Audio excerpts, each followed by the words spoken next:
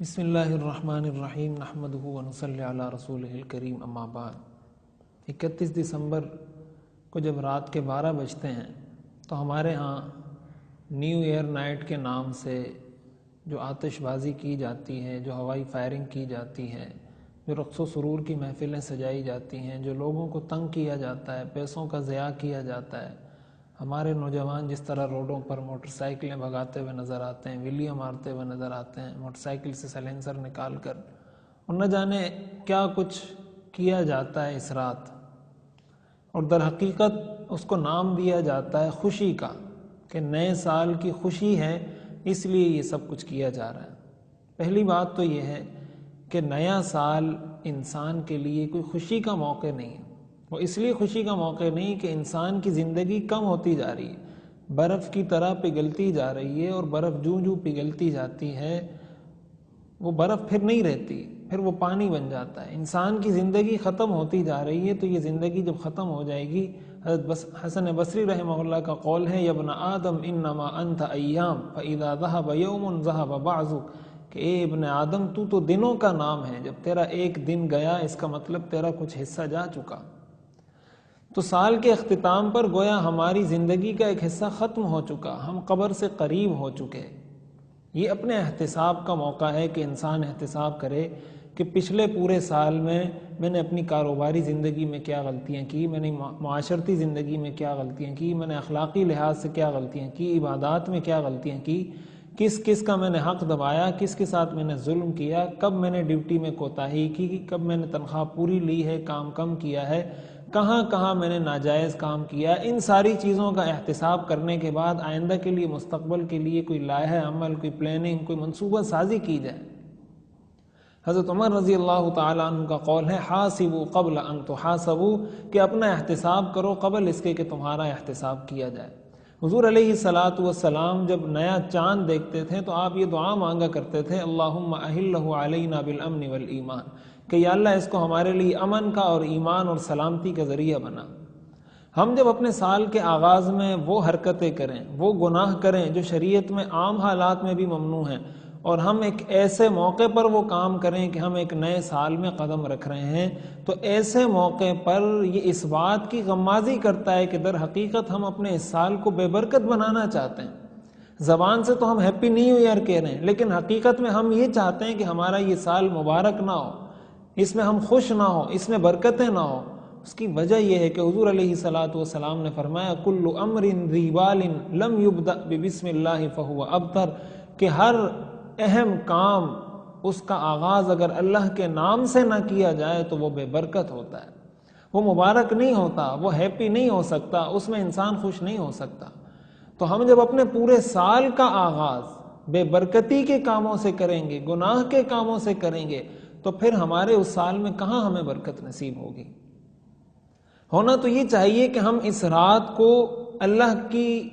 عبادت کریں،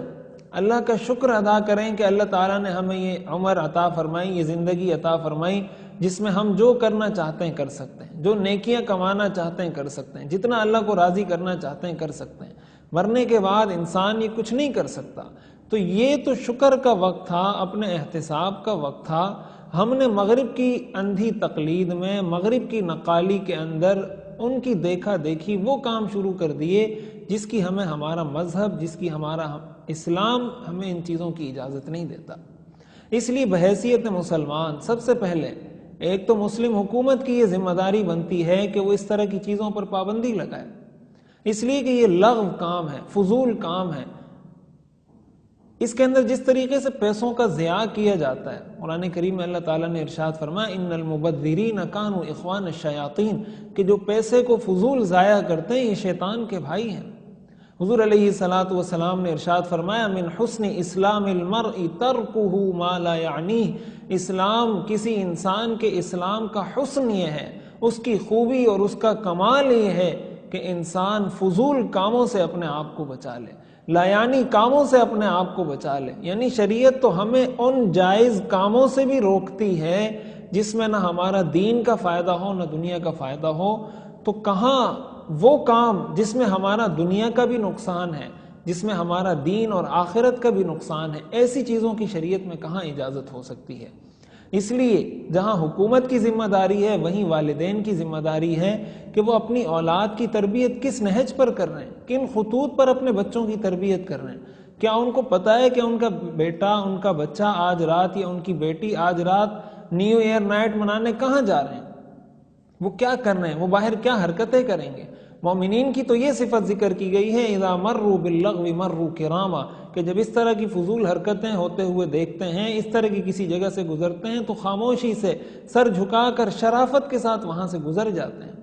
ہمارے ہاں تو باقاعدہ اس کے لیے اہتمام کیا جاتا ہے، باقاعدہ اس کے لیے وقت نکالا جاتا ہے اور اس کو اپنی تفریح کا ایک لازمی حصہ سمجھا جاتا ہے۔ ظاہر ہے یہ کسی بھی طرح ایک مسلمان کے شایان شان نہیں۔ ایک طرف اگر ہم دیکھیں امت مسلمہ کے حالات کو کہ امت مسلمہ کن حالات سے دوچار ہے، کس کس طریقے سے امت مسلمہ کو ستایا جا رہا ہے۔ اب حال ہی کے اندر القدس کا مسئلہ آیا، شام کا مسئلہ ہے، فلسطین کا مسئلہ، برما کا مسئلہ، پوری دنیا کے اندر مسلمانوں کو پیسا جا رہا ہے۔ ہمارے دشمن کفار وہ مسلمانوں کے خلاف سازشوں میں مصروف ہیں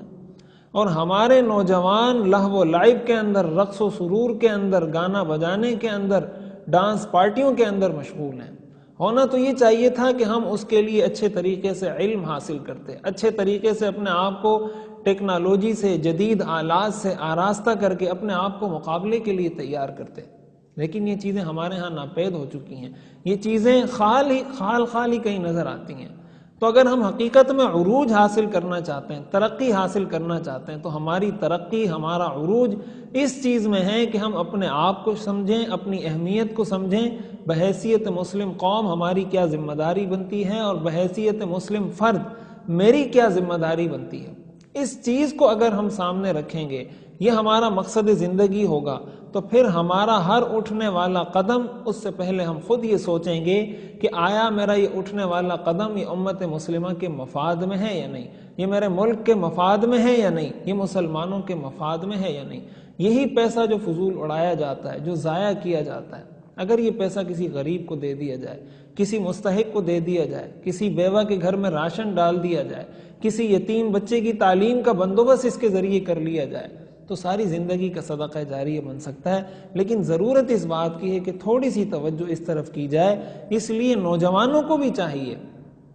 کہ اسلام نے تفریح کے جو جائز مواقع فراہم کیے ہیں، جو جائز طریقے بتائے ہیں، اس طریقے سے تفریح کی جائے۔ جن چیزوں سے اللہ ناراض ہوتے ہیں، جو اللہ کی ناراضگی کا سبب ہیں، جب ہم اپنے سال کے آغاز میں یہ ساری غلطیاں کریں گے اور پھر ہماری زندگی میں بے برکتی آئے گی، تو پھر نتیجے کے طور پر کیا ہوتا ہے کہ ہم اپنی زندگی میں دوسروں کو بلیم کرنا شروع کرتے ہیں۔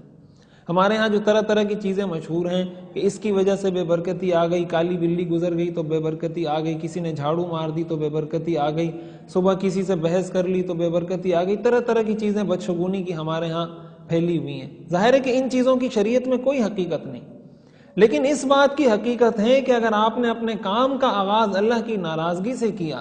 بے برکتی کے کام سے کیا، اللہ کے نام سے نہیں کیا، تو اب آپ کی زندگی میں، سال میں، دن میں، مہینے میں جس چیز کا آغاز بے برکتی کے کام سے کیا گیا، اس میں بے برکتی آئی۔ چونکہ انسان اپنے آپ کو تو کبھی کہتا نہیں کہ میں گناہ گار ہوں، اس لیے وہ کسی بھی چیز پر ڈال دیتا ہے،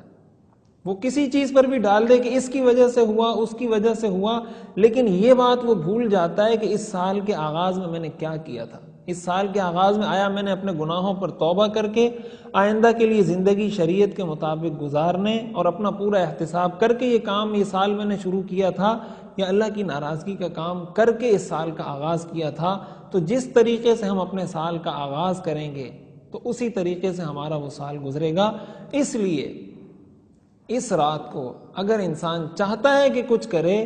تو وہ کرنے کا کام یہ ہے کہ اللہ کو راضی کر لے، اپنے سارے گناہوں کی معافی مانگے اور آئندہ کے لیے یہ عزم کرے کہ اپنی زندگی کو آئندہ ایک بامقصد زندگی، ایک بامقصد مسلمان کی طرح اپنی زندگی کو گزاروں گا۔ تب جا کر ہماری زندگی بدل سکتی ہے، ہمارے ماہ و سال تبدیل ہو سکتے ہیں اور ہماری زندگیوں کے اندر انقلاب، بہتری اور ترقی رونما ہو سکتی ہے۔ اللہ تعالی ہمیں عمل کرنے کی توفیق عطا فرمائے۔